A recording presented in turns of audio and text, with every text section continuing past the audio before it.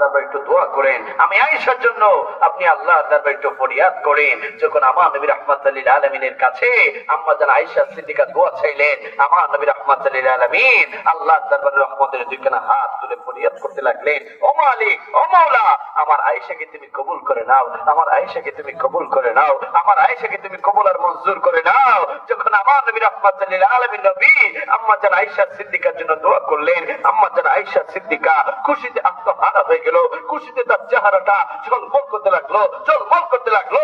আমার নবী ডাক দিয়ে বলে, ও আয়েশা, তুমি এত খুশি কেন হয়েছো, এত আনন্দিত কেন হয়েছো? আম্মা জান আয়েশা সিদ্দিকার চোখের পানিগুলো ছেড়ে ছেড়ে বলতে লাগলেন, ইয়া রাসূলুল্লাহ, ইয়া হাবিবাল্লাহ, আল্লাহর হাবিব, আল্লাহর বন্ধু নূর নবী মুহাম্মদ রাসূলুল্লাহ, আমি আয়েশার জন্য দোয়া করেছি, আমি আয়েশা কি খুশি না হয়ে থাকতে পারি? আমি আয়েশা কি খুশি না হয়ে থাকতে পারি?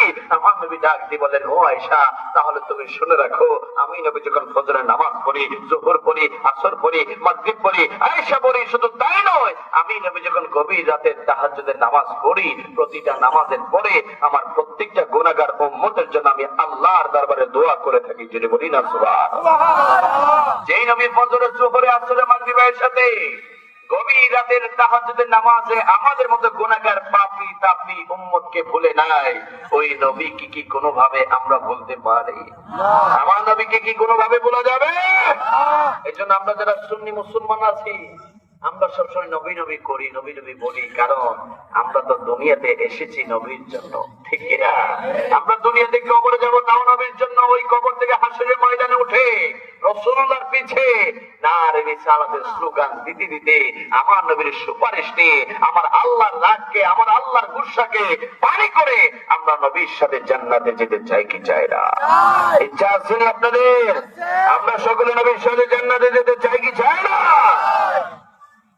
আমরা তো নবী নবী করি, আমাদের তো আর কোনো পুঁজি নাই। ব্যবসা করতে পুঁজি লাগে, আর কবরে যাইতেও একটা পুঁজি লাগে, সেটা হচ্ছে নবীর ভালোবাসা, নবীর আদর্শ, নবীর চরিত্র। চিৎকার দিয়ে বলি না সুবহানাল্লাহ। কিন্তু আমাদের দেশে কিছু অবুঝ মানুষ আছে যারা নবীর শান দেখে না, যারা নবীর শান বুঝে না, তারা বলে নবী নাকি আমাদের মতো ছিল। তারা বলে নবী নাকি দুর্শে গুণে মাটির মানুষ ছিল, তারা বলে নবী নাকি মরে মাটির সাথে মিশে গেছে। নাউজুবিল্লাহর আওয়াজ নাই? আওয়াজ বিলে না নাউজুবিল্লাহ। নবী কি কখনো আমাদের মতো হইতে পারে? বাবারা একটু আকীদার ওয়াজ করে যাচ্ছি, একটু গভীর মনোযোগ। আমরা কি নবীর মতো হইতে পারি? কখনো হইতে পারি?